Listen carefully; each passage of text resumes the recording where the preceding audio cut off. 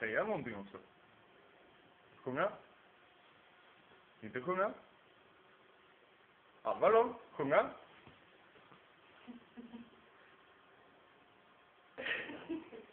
Ska du säga något eller? Får säga något också. Isabella växlar idag. Inte bara visa tänderna. Vart ska vi? Djurfabriken. Ska vi till busfabriken? Vad kan man göra där då? Precis. Matta. Ja, det finns en massa studsmatta. Vad finns det mer då? Pissekana. Russekana. Sen då?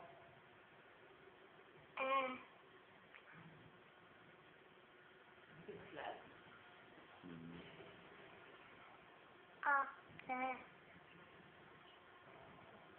Elsa. Elefant. Och till djurfabriken.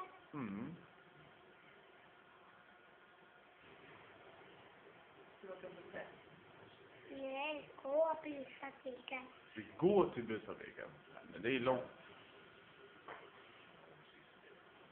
Det är ju inte bra. Vi kan åka buss dit. Kan vi gå till fabriken? Om du gör så här. Hejdå. Kan du vinka och säga hej då? Ja. Hejdå. Ska vi titta på den här?